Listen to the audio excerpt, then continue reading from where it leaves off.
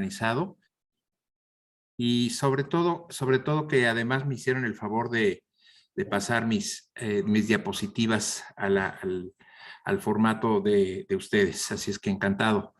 Y gracias por admitirme, ahora sí que admitirme como parte del equipo de profesores o de expositores. Bueno, pues el día de hoy, antes de presentar la pantalla, quiero comentar que esta plática se debe a la publicación de un libro que hicimos en la década pasada, 2006-2007, pero que viene de documentos que tienen 45 años, que era un documento de ética que tenían los ejecutivos de finanzas. El IMEF cumplió 60 años, hace un año, 61 tiene ahorita, y el primer documento de ética no es como el que les voy a presentar. El primer documento de ética era una serie de conductas y una serie de actividades que obedecían sobre todo a lo que no queríamos hacer, ¿sí?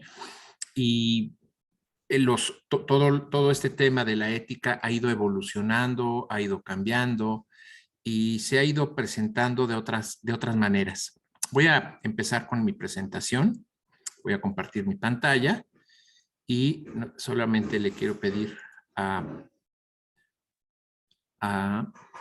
Elia y Angélica que me hagan el favor de, a ver, me está pidiendo la pantalla.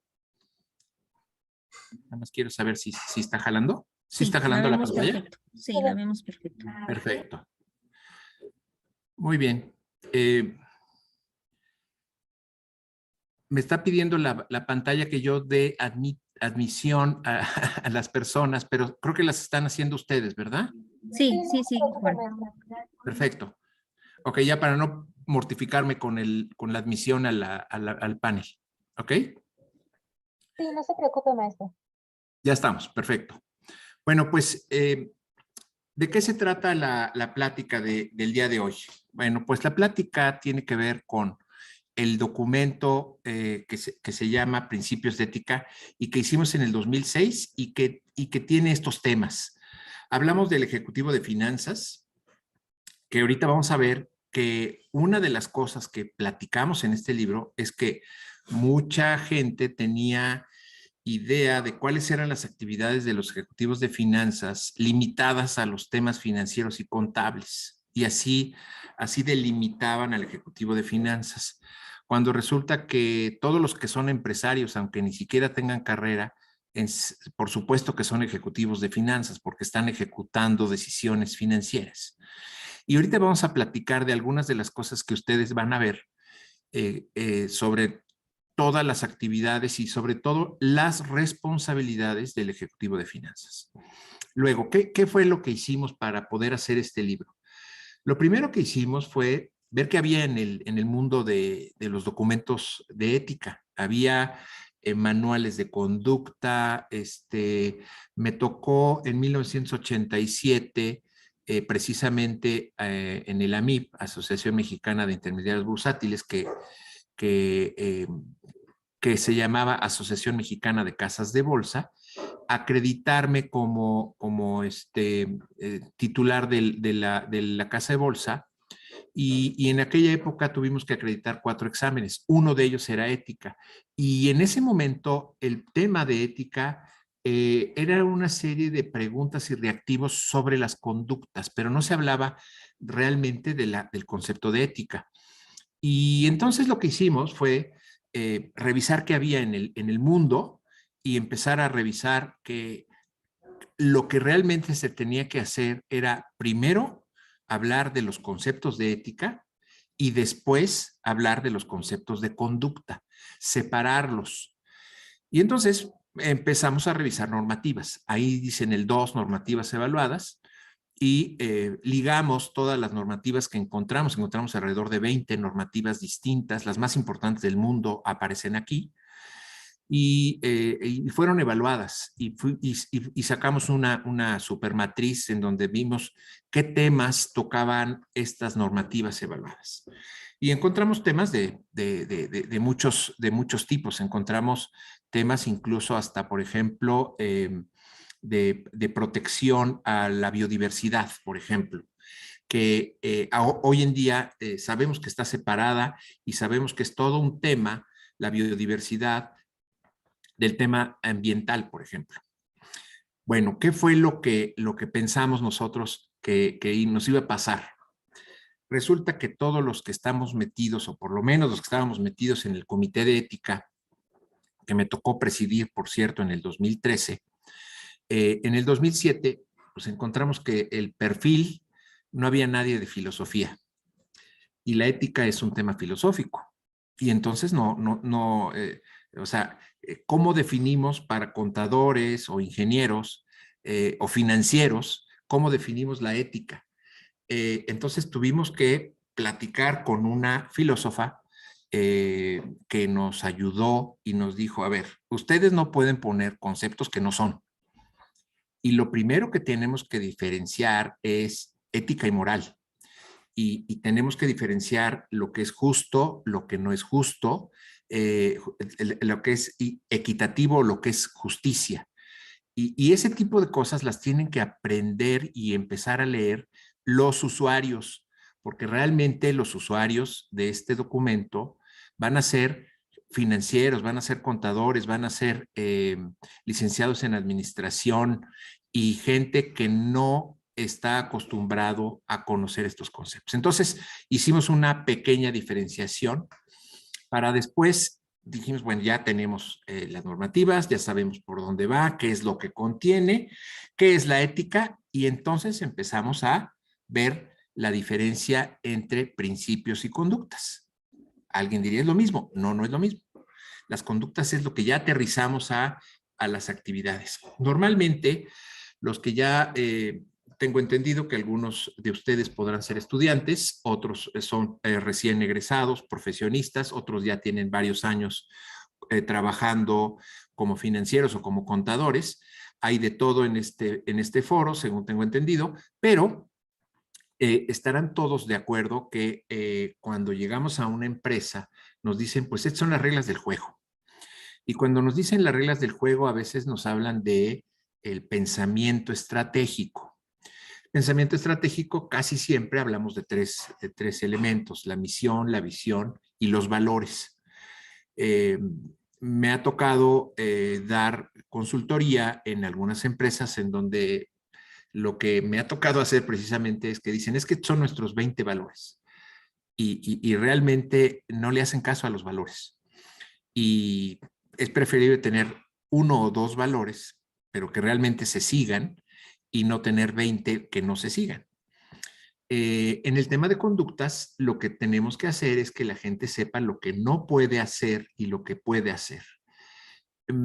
Yo soy de la idea, y esta fue la idea que yo transmití al grupo que hicimos el libro, que porque siempre se discutía que la ética era un tema, decía uno de los viejos del IMEF, decía, a la ética hay que mamarla. Desde que uno es bebé y empieza uno a crecer en una familia, en esa familia se ven los valores de ética. Y yo estoy de acuerdo, pero ¿qué pasa cuando no eres de una familia, eres una familia disfuncional, en donde dirías, pues no tiene acceso a tener esos principios?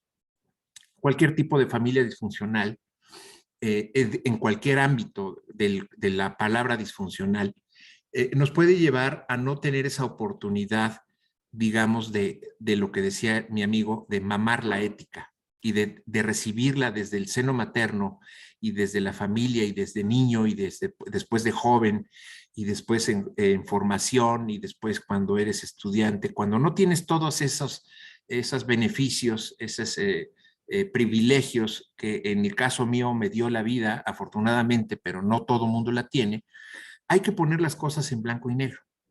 Y de lo que se trata es decir, esto es lo que hay, esto es lo que es la ética y todo mundo la tiene que ver, revisar, leer y entender. Y de eso se trata este documento, de entenderlo, obviamente primero leerlo, entenderlo, ahorita lo voy a explicar en lo general. Y quiero decirles algo muy importante. Todos los que quieran tener este documento completo, yo se los voy a pasar a nuestras coordinadoras, Angélica y a Elia, para que lo tengan en electrónico.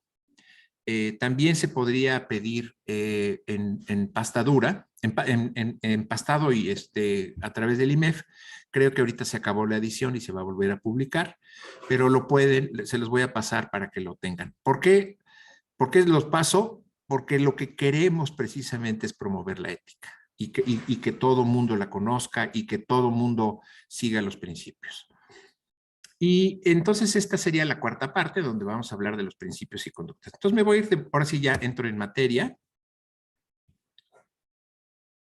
A ver. Ahora sí. Aquí dice que aquí hay algunos de los casos que seguramente recordarán que fueron problemáticos en el tema ético. Algo que es interesantísimo es que cuando alguien se metía a la página de Enron, que fue uno de los escándalos más fuertes de ética, en donde fueron involucrados los altos directivos con los auditores, los que auditaban la empresa para modificar las cifras y generar algunos bonos multimillonarios. Algo que era increíble era que cuando entraba uno a la página de Enron, de lo primero que hablaba era de ética y de los principios de ética que se debían de seguir. En pocas palabras, no porque hablen de ética o porque tengan en la entrada de un edificio, de una oficina muy interesante, muy bonita, los principios de ética que seguimos aquí son estos, los van realmente a seguir. Entonces, se tiene que involucrar precisamente todo este tema, se debe de involucrar a todo el personal desde la Asamblea de Accionistas, posteriormente el Consejo de Administración y posteriormente todo el personal. Muy bien. Aquí viene el marco de referencia de las conductas. Fueron documentadas 100 conductas extraídas de la normatividad nacional e internacional. Y aquí dice algo que es, ahora sí que aquí caben todos los que están en la Asociación Mexicana de Contadores Públicos. Dice, también queremos invitar a todos los financieros nacionales e internacionales a adherirse o reafirmar su compromiso de actuación conforme a estos principios. Bueno, entonces vamos a hablar, recuerden, el documento ya platiqué de qué se va a tratar todo, pero tenemos aquí algunas definiciones, vamos a llamarle así. Ejecutiva de finanza, persona cuyo trabajo profesional se relaciona con las finanzas y las decisiones referentes al dinero. Y aquí sí yo quiero hacer una mención. No tienen que ser profesionistas. O puede ser cualquier tipo de profesionistas. Porque luego dicen, es de los contadores, ¿verdad? O de los financieros. No, espérate. Le abarca a todos. Desempeña incluso funciones que influyen en la opinión pública en materia bancaria, financiera, bursátil o mercantil. Y aquí viene, dice esta pregunta, ¿cuáles son las responsabilidades del Ejecutivo y sus principales funciones? Y entonces, aquí tenemos una que está copiada de otro libro que publicó también el IMEF y que lo tomamos como referencia. Ahorita les voy a platicar de este segundo libro, pero todo lo que pusimos aquí, nosotros lo sacamos de documentos, digámoslo así, lo más oficiales o lo más serio que había en ese momento. Entonces, parte de la importancia de la publicación es, uno, sigue vigente, es decir, el tema de los principios de ética siguen vigentes. Dos, las conductas siguen vigentes. Y tres, aunque las directrices de los libros que usamos han tenido nuevas versiones, en realidad las definiciones permanecen prácticamente intactas. Entonces, por ejemplo, esta definición a quién quisiéramos tener como la persona más confiable. Y ahora sí que empiezo a hablar de confiable, tiene que ver con la ética, pues al director de finanzas, por ejemplo, ¿no? Aquí dice la actividad del ejecutivo de finanzas está determinada por una doble direccionalidad. Invertir los recursos en los proyectos de más alto rendimiento y recuperarlos en el tiempo más adecuado conforme a los fines de su organización. Bueno, algo que quiero mencionar aquí que es lo más importante, y esto antes de entrar en materia, les voy a decir cuál es lo más importante de la palabra que está en el centro. La palabra que está en el centro es la palabra ética, y la palabra ética tiene que ver con ir más allá de lo que es la ley. Entonces, les pongo un ejemplo que tiene que ver con ética y con responsabilidad social de hace más o menos unos 22 años. Un amigo, agente aduanal, tenía 4 hijos y me dijo, pues yo obviamente, igual que todos los agentes aduanales, les voy a dejar mi empresa a mis hijos. Y tengo 2 opciones. La primera opción es que si se las dejo, estoy seguro que me la van a deshacer. No van a seguir a nadie de los 4 hijos, 2 hijos y 2 hijas. A nadie de los 4 les interesa la agencia, no le quieren trabajar y sé que me la van a destruir, pero es mi legado, es lo que yo quiero hacer. Y eso me lo dijo hace 22 años y yo le dije, oye, ¿y cuál es tu responsabilidad social de toda tu gente que se va a quedar sin trabajo cuando destruyan la agencia y se queden sin nada? Me dice, pues mira, la verdad es que yo, pues es el legado de mis hijos y yo me siento comprometido con ellos. Le digo, sí, pero también te tienes que sentir comprometido con lo que es una responsabilidad hacia toda tu gente que se va a quedar sin trabajo por culpa de este mal manejo. En ese momento decidió que se podía vender la empresa porque se la querían comprar y me dijo, ¿qué crees que debo de hacer? Le dije, pues mira, piensa que es lo ético. Y entonces ahí fue cuando empezamos a platicar. Lo ético no es lo legal, no es lo que está en el librito, lo ético es lo que va más allá. Y esto quiero que se lo lleven porque los principios de ética de los ejecutivos de finanzas probablemente no los encuentren documentados en ley. Alguien diría, oye, ¿en qué ley dice que tengo que cumplir con esto? En ninguna. Esto va más allá de la ley. Entonces, el punto de aquí es que los principios de ética van más allá de la ley. Bueno, les platiqué ya la mecánica de formación, usamos la normatividad internacional que está hasta arriba a la izquierda, empezamos a revisar las actividades del Ejecutivo de Finanzas en el siglo XXI, así se llama el libro que publicó el IMEF, y generamos los principios de ética con la ayuda de un filósofo y luego lo aterrizamos en conductas. Estas son las normativas evaluadas. Estas son las 10 más importantes que evaluamos. Por ejemplo, aquí tenemos el Código de Ética en el 9, el Código de Ética Profesional de la Asociación Mexicana de Intermediarios Bursátiles, de la MIP, por ejemplo, ¿no? Que antes se llamaba Asociación Mexicana de Casas de Bolsa.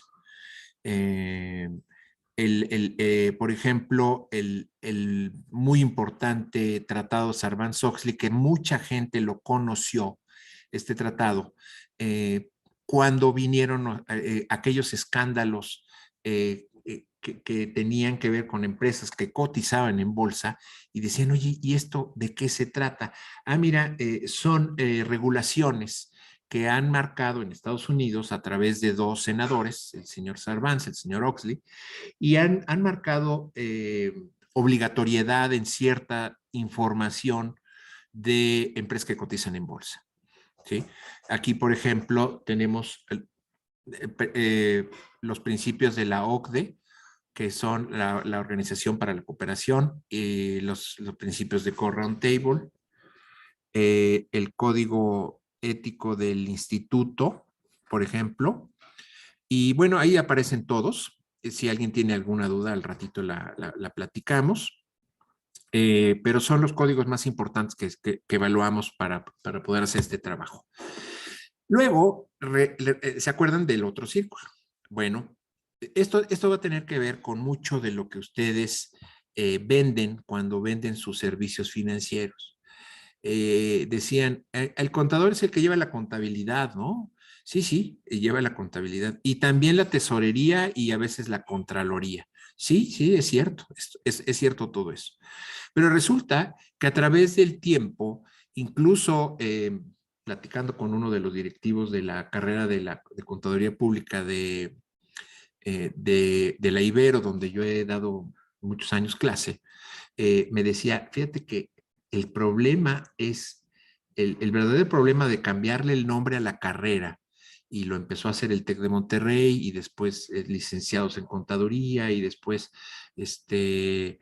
financiero con contador, etcétera. El verdadero problema es que el mundo encajona al contador a las tres actividades que están del lado izquierdo y no los acepta como verdaderos estrategas en las funciones que están del lado derecho de la lámina.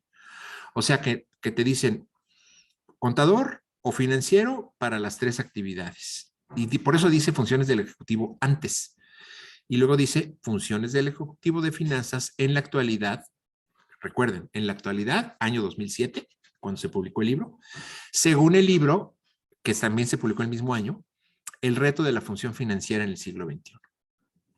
Este libro lo estuvo de directivo, el que coordinó este libro fue un gran financiero, amigo de todos, Héctor de Uriarte, que fue el que realmente dijo, es que nos han encajonado por años con estas actividades y realmente nosotros sí hacemos planeación estratégica y sí hacemos planeación de análisis, etcétera. Entonces, todo lo que está del lado derecho nos obligó en cierto sentido a pensar, oye, pues entonces, al estar involucrados con otras actividades, que aquí en este caso son 8, pero que podríamos ponerla en 10 o en 12 o en 18 actividades realmente, no aparecen quizás todas. Por ejemplo, el tema de informática, pues no estaba hace 40 años y hace 10 ya estaba. Y hoy en día el tema de informática y sistemas es un tema toral en las empresas. Se convirtió en los bancos en el core business, por ejemplo, ¿no? Ya el core business de un banco tiene como función la informática. Y entonces este libro que se publicó nos ayudó a ver que la ética tenía que estar en todos estos capítulos y nos ayudó a estructurar nuestro libro para poder decir, oye, pero es que tenemos que tener actividades, por ejemplo, de informática dentro de las conductas de ética que antes no hubieran estado, ¿sí? Bueno, de eso se trató. Aquí vienen las definiciones. Todas las definiciones están en el libro. Ustedes van a tener acceso a este libro. Aquí puse algunas en esta lámina, nada más para que se dieran cuenta de lo que se trata. Planeación estratégica, en qué consiste. Y además aquí son 2 renglones, pero realmente viene un poco más explicada, ¿no? Todas las funciones aparecen aquí. Administración de riesgos. Hoy en día, por ejemplo, la administración de riesgos es una de las actividades, de las 4 funciones que debe de llevar a cabo un consejo directivo. Y el consejo directivo, según los principios, las mejores, el documento de mejores prácticas del Consejo Coordinador Empresarial, que es la Biblia para todos los que somos o hemos sido consejeros, ese documento habla de varias funciones y una de las funciones es la de riesgos y finanzas. Entonces, imagínense que desde hace tanto tiempo tendríamos que estar haciendo esos análisis de riesgo. Y aquí también habla de informática, del factor humano y de la auditoría. Bueno, entonces son las funciones. Ok. Empezamos a hablar de ética y de moral. Ahorita regreso aquí a esta lámina. Dice aquí, Ética, disciplina filosófica a la que se conoce también como filosofía moral. Es un saber práctico que siempre orienta la acción humana en un sentido racional. Y luego hablamos del término racional, que es ese de sentido racional. Para obrar racionalmente en el conjunto de la vida es preciso saber ordenar de manera inteligente las metas de la vida y aprender a tomar decisiones prudentes y moralmente justas. Y entonces empezamos aquí con varios conceptos. Moralmente justas es un concepto de moralidad. La parte de decisiones prudentes. ¿Qué es una decisión prudente? Habría que preguntar en las familias si es prudente hacer una actividad o es otra. ¿Qué le conviene más a veces a la familia? Y a veces las decisiones prudentes pueden no ser justas, ¿sí? Entramos a dilemas éticos y en la medida que tengamos más conocimiento, nos alejemos más en el término de rebasar lo que es la ley, o sea, no quedarnos a nivel de la ley, sino ir más allá de la ley, recuerden esto, ir siempre más allá de la ley. En esa medida tomaremos mejores decisiones y nuestras decisiones serán más prudentes. En pocas palabras, entre más conocemos y entre más sabemos, podremos distinguir entre ética y moral y también podremos tomar mejores decisiones. Aquí dice la palabra decisiones prudentes, pero estamos hablando de mejores decisiones. ¿Cuál es la mejor decisión que se tomó en un dilema ético en una empresa? Bueno, probablemente si se discutió a nivel de un comité de ética, probablemente se haya tenido que discutir y poner pros y contras y ver qué era lo mejor o lo más ético. A veces lo mejor no es lo más ético, a veces lo mejor es lo que más conviene a las finanzas, pero no es ético. Y entonces, verdaderamente, este tema es un tema que yo siempre he querido, y ese es un punto de vista muy mío, aislar el comité de auditoría que normalmente involucra al comité de ética y separarlo y separar en dos comités, el comité de ética por un lado, haciendo estas actividades de decisiones, y por otro lado el comité de auditoría que tiene, pues, como todos ustedes saben como contadores, la labor de auditar, hacer la parte de la revisión de auditoría interna y la externa. Y llevar a cabo que la auditoría presente información que sea confiable para todos. Entonces, entramos aquí muy rápido a este tema, que es la diferencia entre ética y moral. Y dice aquí que la ética es la reflexión de las causas últimas y la valoración del comportamiento moral del ser humano. Y lo moral o la moral es lo que una sociedad da por hecho como bueno independientemente de la relación de concepto de bondad. Entonces, lo que es moral, por ejemplo, lapidar a una mujer en Irak o en Irán por desacato o desobediencia al esposo, lapidarla, o sea, matarla a pedradas, es moral, está bien. Aunque en otras educaciones o en otras formaciones o en otros países con otra moral es amoral, es decir, matar a una mujer es inmoral, pero allá sí es moral, o sea, sí se vale. Como alguna vez en la época en la que el Vaticano y los papas tenían ejércitos, pues los ejércitos mataban. Y alguien decía, pues lo mató el Papa. Pues sí, sí, pero ve el contexto. Era otro contexto, era la misma figura, la misma religión, pero era otro contexto. Y había ejércitos del Vaticano. Entonces, la moral es algo que las sociedades dan por hecho como bueno, aunque aparentemente no sea bueno. Vamos a ponerlo en estas palabras.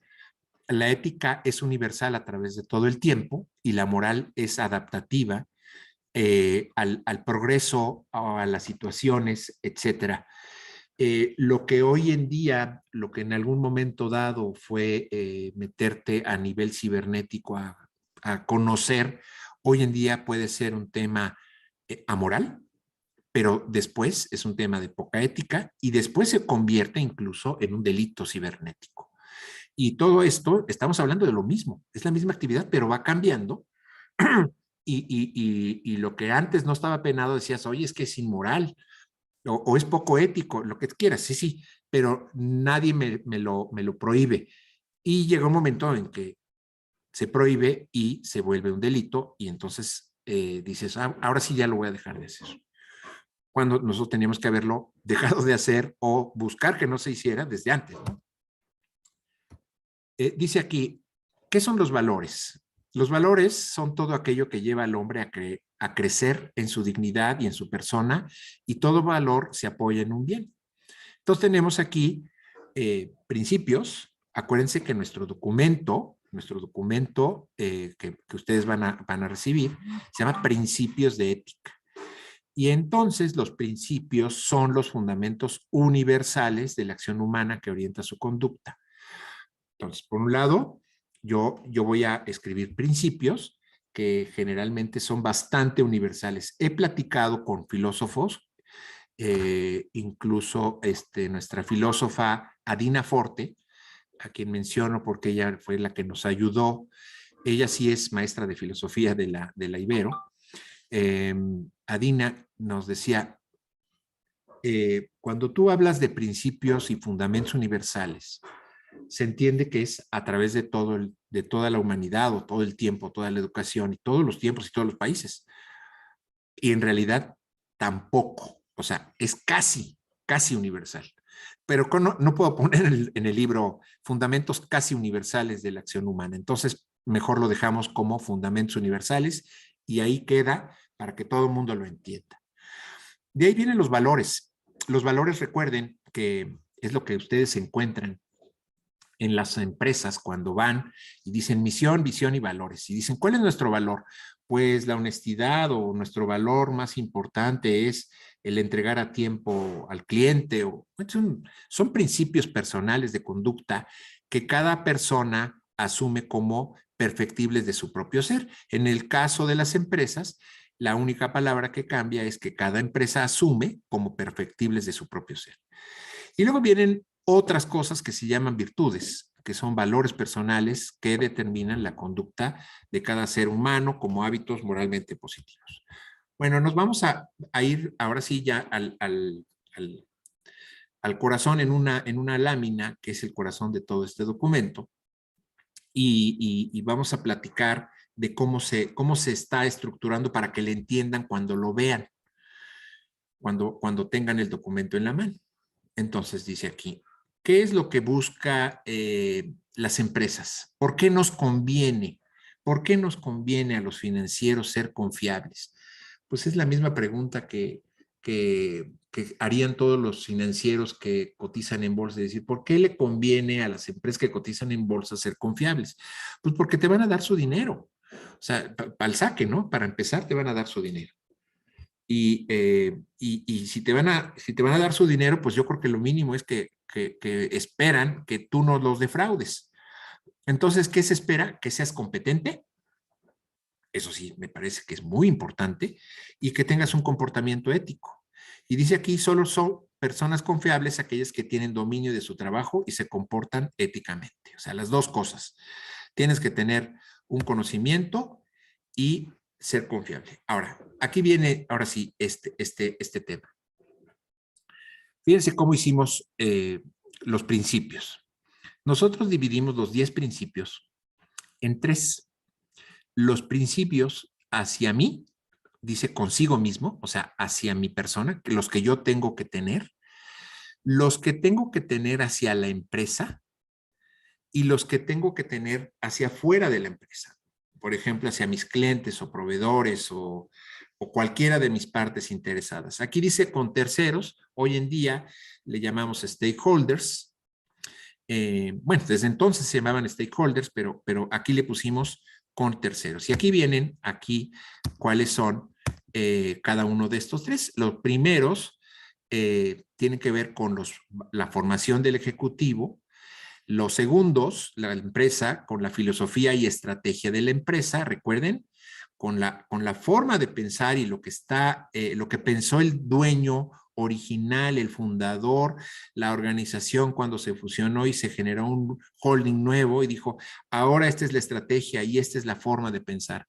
Y la tercera tiene que ver con lo que yo voy a hacer fuera de mi empresa en el entorno que tengo.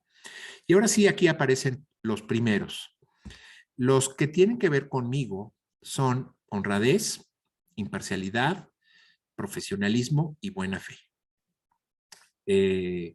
Este tercero, el profesionalismo, tiene que ver mucho con mi formación. Ahorita ustedes en esta sesión están en un proceso de formación, pero también de acreditación. Es decir, esta plática les puede dar puntos o les puede dar horas o les puede dar algo que permita que ustedes acrediten un determinado número de horas. Hay quien dice, oye, yo vengo aquí porque me interesó la plática, pero hay quien dice, me mandaron y es parte de las pláticas que tengo que tomar y es parte de mi formación. Y es válido, cualquiera de las dos es válida, pero lo que sí tenemos que entender en dónde estamos. En este caso, el profesionalismo se refiere a mantenerte en una formación. El otro que es interesantísimo es el de buena fe. Ahorita todos vienen explicados, pero nada más aquí los menciono. Los segundos son los que tienen que ver con la transparencia, la diligencia, la lealtad y la confidencialidad. Recuerden, hoy, por ejemplo, seguramente todos en cualquier trabajo siempre dicen, es que hay un código de confidencialidad y hay un código que tengo que firmar y me están haciendo leerlo y además después de leerlo, comprometerme a no andar divulgando. Todo eso es lealtad y confidencialidad, ¿sí? Y luego vienen los terceros, ¿no? Que tiene que ver con hacia afuera, ¿no? ¿Cómo trato a toda mi cadena de stakeholders? Trato justo y equidad.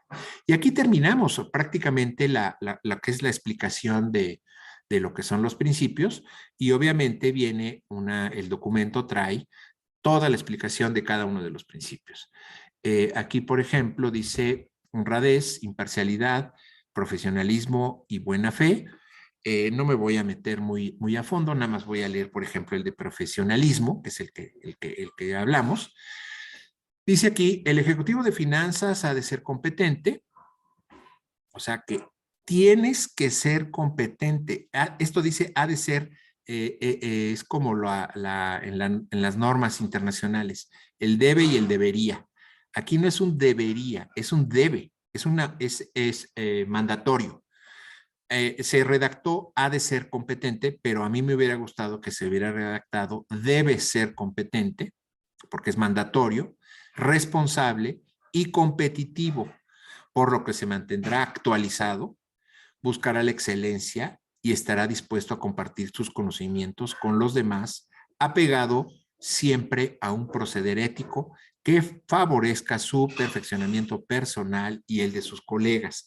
Yo aquí siempre hago mención de a qué tipo de médico te gustaría acudir, si a uno que está actualizado y que sabe lo que va a hacer, digamos, el anestesiólogo sabe qué inyectarte para que no te sientas mal, y el cirujano sabe cuáles son las técnicas para no dañarte de más, etcétera, o uno que fue muy bueno en su carrera, pero hace 20 años. O sea, él cuando terminó la carrera sacó 10 de promedio, pero no se ha actualizado. Entonces tú puedes escoger a cualquiera de los dos y dices, no, pues es que el que fue muy bueno hace 20 años, pues igual no está actualizado. Y si te dieran chance de escoger a qué médico, normalmente a veces no hay ni esa posibilidad. Escogerías, muy probablemente, escogerías al que está actualizado. Oye, no sacó 10 de promedio en la carrera.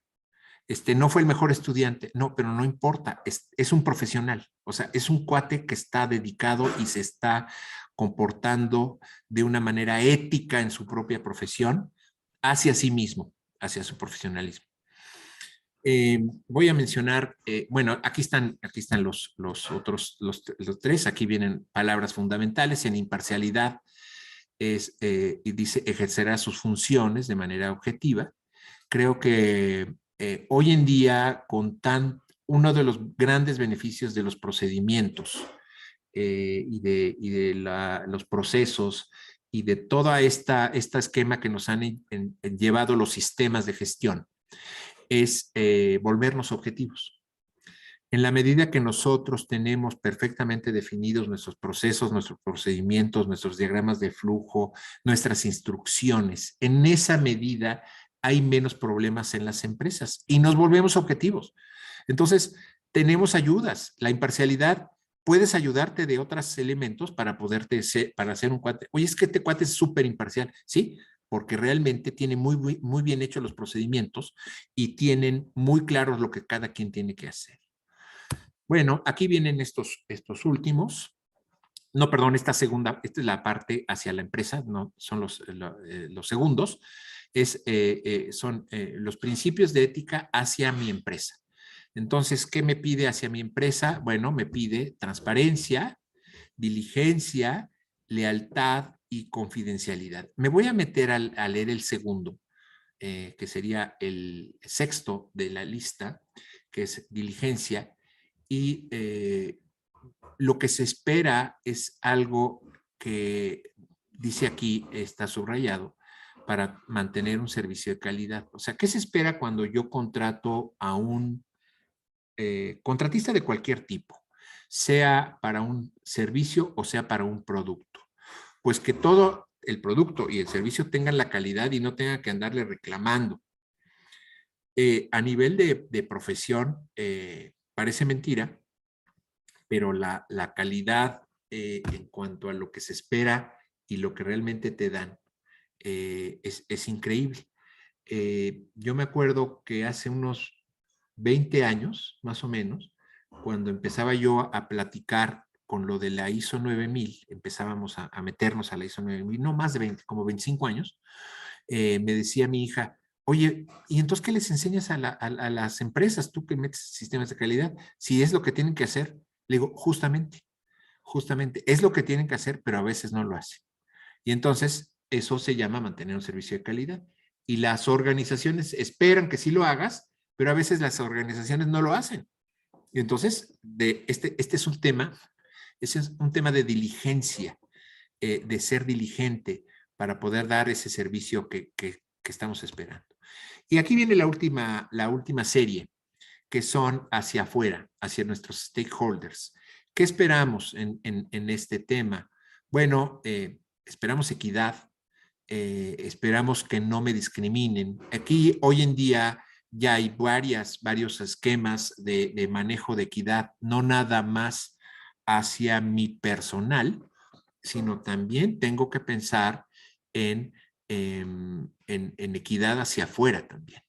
Aquí hablamos, por ejemplo, evitará discriminar a personas por su condición social, creencia religiosa, posición económica, política, preferencia sexual o por influir en otros factores. Bueno, pues esto tiene que ir también hacia afuera, no nada más hacia adentro de mi personal.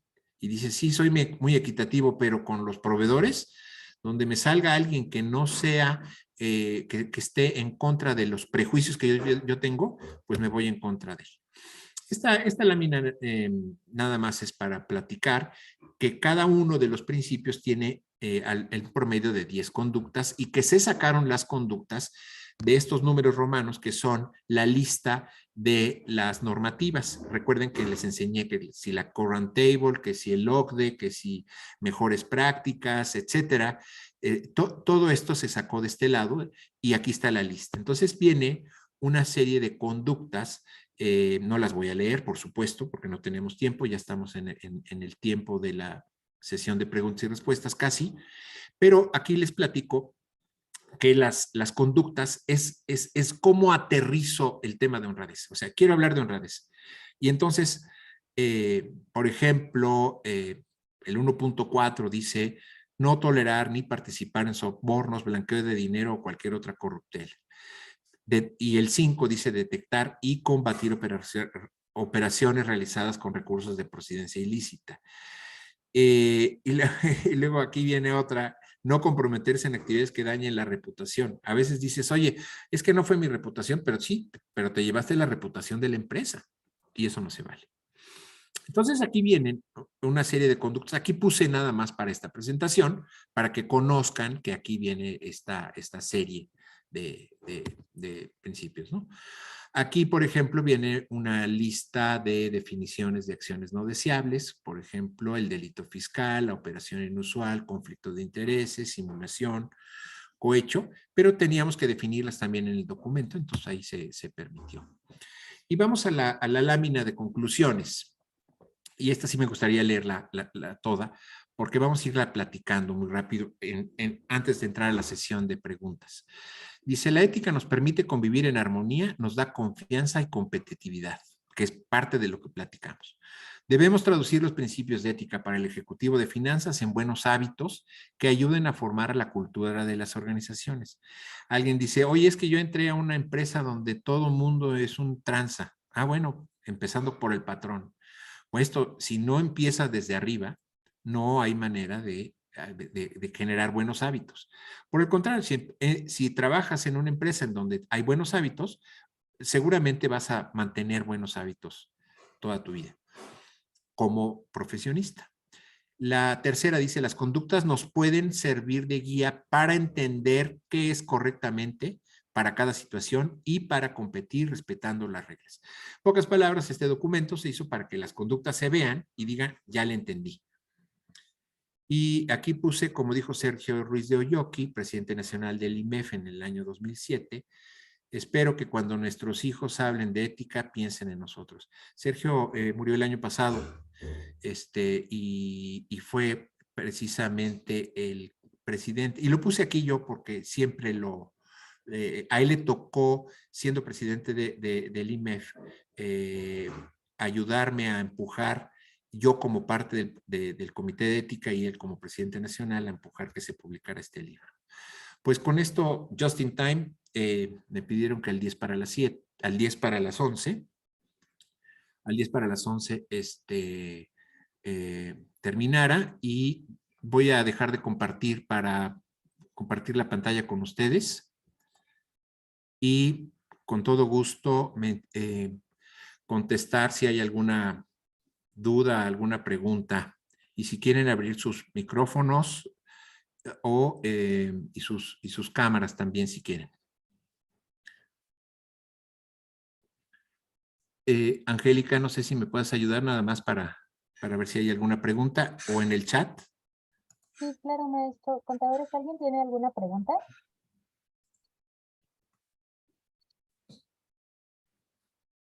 No tenemos tampoco preguntas en el chat, maestro. Bueno, yo sí quiero mencionar algo que siempre cuando no hay preguntas, son dos alternativas. O explicas muy bien o nadie te entendió. Son las dos que hay. Son las dos opciones que siempre hay. No, la verdad es que quiero mencionar algo. Yo les voy a hacer llegar esto, tanto la presentación, pero sobre todo el documento electrónico. Aquí está, aquí estoy viendo en el chat que me comenta que sí van a tener acceso al material, sí, por supuesto. Aquí me están haciendo una pregunta, ahora sí. Dice, ¿cuál es tu opinión sobre no importa la ética, sino que sea legal lo que se hace? Bueno, ya mencioné algo, esto es fundamental. La ética va más allá del tema legal, o sea, va más allá de la ley. Entonces, si tú cumples con la ley, a lo mejor no eres ético y eso es lo que puede pasar. El chiste es buscar qué es lo mejor y qué es lo más ético para una situación. Mira, aquí está mi amigo Carlos Cosío, que estoy viendo que está aquí, para que nos haga una pregunta. Carlos, bienvenido, ¿cómo estás? Tienes el micrófono apagado. Como nos los tenían apagados a fuerzas, pues lo teníamos apagado, ¿no? Muy bien. Oye, Juan, primero felicitarte, muy claro, muy franco, muy bien. Además, corto y objetivo, ¿no? Cortito y al pie, como decimos, ¿no? Oye, Juan, yo creo que esto, aunque está totalmente enfocado al ejecutivo financiero, Creo que esto es válido en todos los aspectos de la vida empresarial y de los negocios y de la familia y de lo que tú quieras, ¿no? Y más en este momento que la realidad es que lo que hemos vivido es una destrucción de los valores, ese sentido íntimo al que refieres en la ética, que es el encuentro personal nuestro con nuestra conciencia, con nuestra forma de ser, y el que te dice lo que está bien y lo que está mal, y como bien dices, va mucho más allá de lo que implica la ley, porque si bien es cierto, nuestro sistema pues procede del derecho divino de los dioses, mientras que los sistemas anglosajones, pues es la ley del pueblo, y en ese sentido hay una mucha mayor conciencia de lo que sí y de lo que no, ¿me entiendes? Pero vamos, yo básicamente el comentario que quería hacer es que esto es extendible a todo. Y la pregunta importante, ¿no? ¿Qué hacer para que nuestras empresas, nuestras familias, en la sociedad en general, haya un fortalecimiento de los valores? ¿Okay? Porque en esto radica el que éticamente funcionemos, el que nuestra conciencia actúe hacia el bien y no hacia el mal, y cómo luchar contra este deterioro impresionante que se ha generado por una época totalmente egocentrista que vivimos antes. Antes era teocéntrica, y ese teocéntrica, pues de alguna forma, pues por lo que tú quieras, por temor o por lo que tú quieras, te aferrabas a esos principios o esos valores o esos dogmas, si lo quieres llamar así, ¿no? Pero hoy, ante un evento como es la época moderna, donde todo es egocéntrico y donde lo que vale es lo que yo pienso, pues esto dificulta mucho el tener valores comunes, el tener realmente conceptos que como sociedad nos permitan avanzar, ¿no? ¿Qué comentario harías a ese respecto? Mira, hay una cosa que te va a dar mucha claridad de lo que yo pienso y lo que pensamos un grupo de personas que estábamos metidos en este comité de ética en su momento.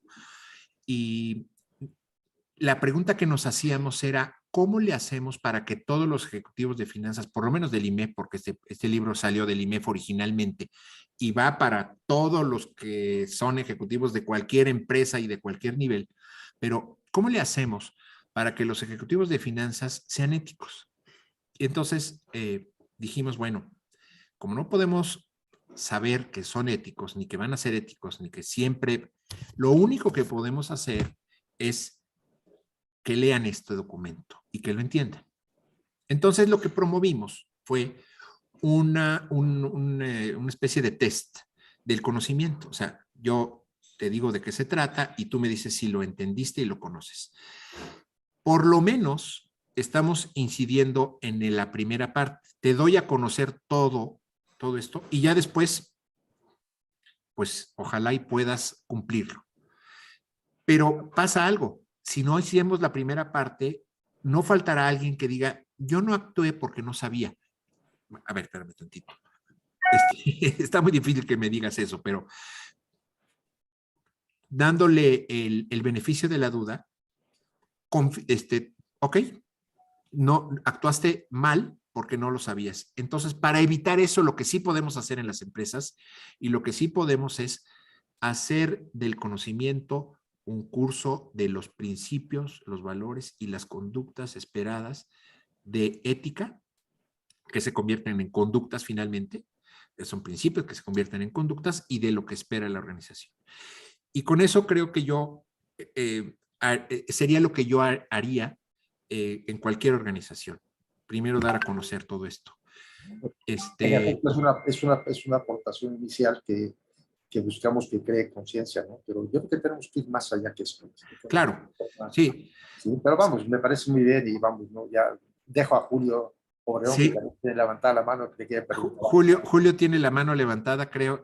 Julio, adelante. Gracias, Carlos. Gracias, Juan. ¿Qué tal? Julio Obregón, soy director de operaciones de Indeval.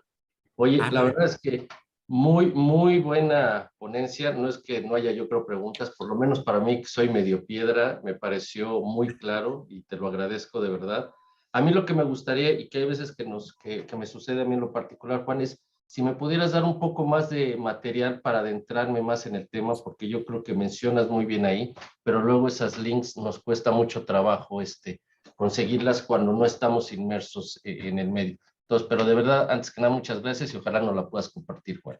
Sí, cómo no. En el documento que yo les voy a compartir de manera electrónica, que es este documento de los principios, vienen algunos links que vale la pena que los vean, porque son información de donde sacamos todo esto y que va a servirles como base para ir entendiendo mejor todo el tema de la ética. ¿Sí? Muchísimas gracias. No, encantado. Aquí tengo varias preguntas. A ver, voy a ver cuál, porque ya ahora sí que quedan 5 minutos.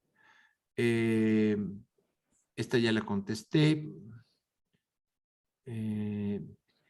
Aquí está una pregunta que hace, creo que es Jorge. Dice, ¿qué opina usted sobre la ética en las instituciones extranjeras, especialmente de trading?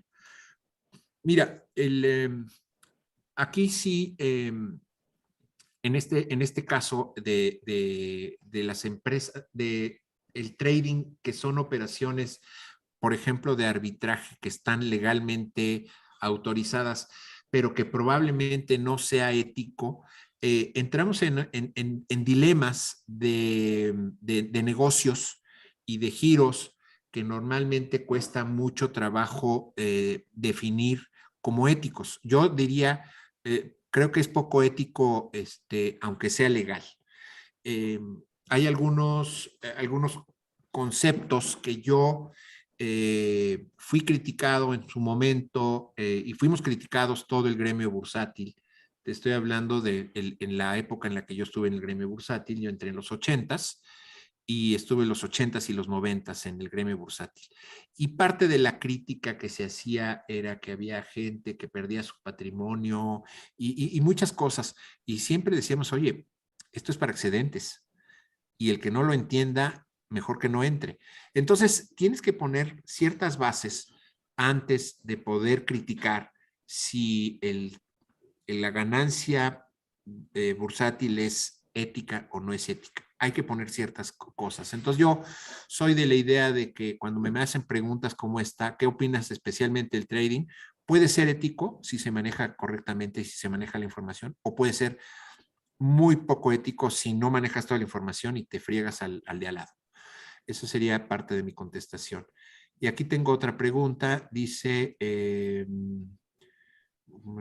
siempre, bueno, esto es más bien una felicitación. Bueno, creo que sería todo. No sé si hay alguien más que quiera preguntar de viva voz. Porque me pidieron que me pidió Angélica y Elia que tratara de ser puntual. Just in time, 10:59. Perfecto. Pues muchas gracias, Juan. Felicidades. Muchísimas gracias, No, maestro. gracias a ustedes. Perdón, Angélica. Sí, dígame, maestro. No te escuché. ¿Ya me escucha? Ahora sí. Sí, dígame, maestro. No sé si ya estamos en tiempo y creo que ya más o menos contestamos las preguntas más importantes que aparecen aquí en el chat y con eso podríamos terminar nuestra sesión. Y yo ponerme de acuerdo con Elia y con Angélica para compartirles el documento en electrónico de principios de ética. Dice principios de ética de los ejecutivos de finanzas, pero como Carlos dijo, es principios de ética para cualquier tipo de empresario a cualquier nivel y cualquiera. Es realmente para todos. ¿Sí? Muy bien, muchísimas gracias, maestro. Nos ponemos de acuerdo para que nos envíe su material.